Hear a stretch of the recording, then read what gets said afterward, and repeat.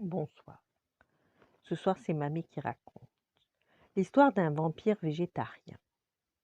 Hector, le vampire, détestait la viande rouge et le sang.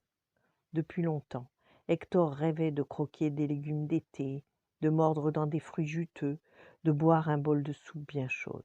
Bref, il était végétarien, ce qui est très rare chez les vampires.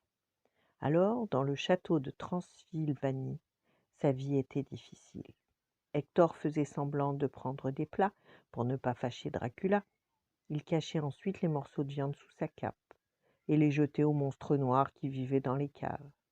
Mais Hector maigrissait à vue d'œil. Une nuit, il eut vraiment trop faim.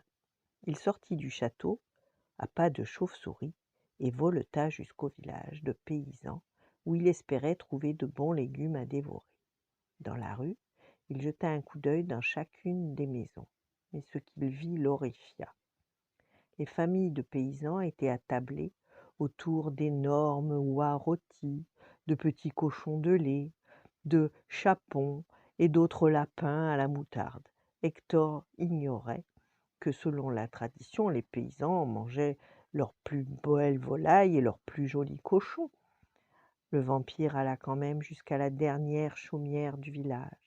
Il regarda par la fenêtre. Autour de la table, il y avait un couple de paysans et leurs 3 enfants.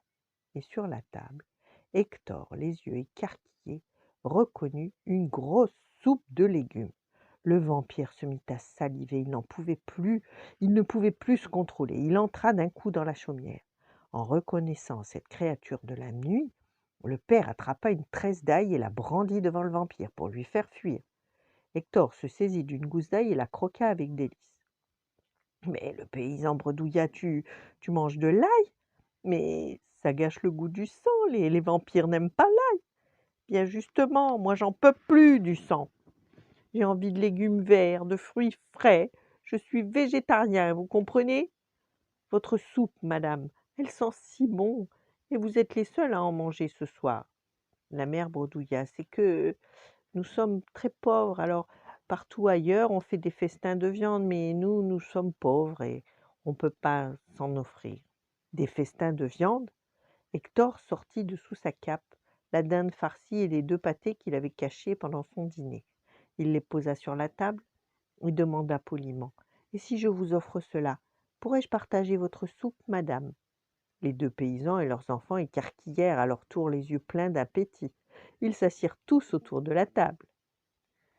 À un moment, l'horloge sonna minuit, et le père, en souriant, dit à ses enfants: « Attention les petits, minuit en Transylvanie, c'est l'heure des chauves-souris !» Le vampire et la famille éclatèrent de rire. Ce fut une soirée magnifique, et entre eux, le début d'une belle amitié, pleine de soupe, de purée et de carottes râpées. Voilà, bonne nuit, faites de beaux rêves, et à demain.